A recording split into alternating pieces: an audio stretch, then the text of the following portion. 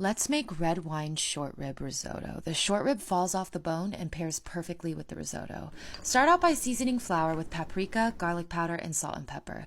Coat 2.5 to 3 pounds of bone-in short rib in the flour and then brown them in an oven-safe pot on medium heat with oil. Once they're done, set them aside and deglaze the pan with 1.5 cups of red wine and 1 cup of beef broth.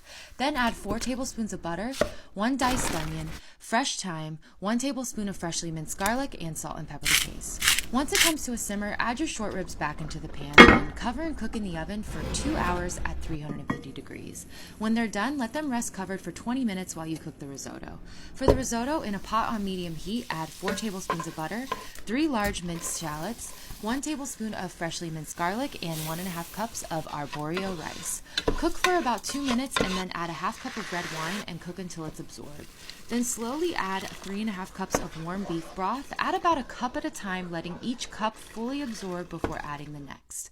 Once all the liquid is absorbed, turn off the heat and then add about 2 cups of freshly shredded Parmesan cheese, salt and pepper to taste, and 1 cup of chopped fresh parsley. Follow along for more recipes and enjoy!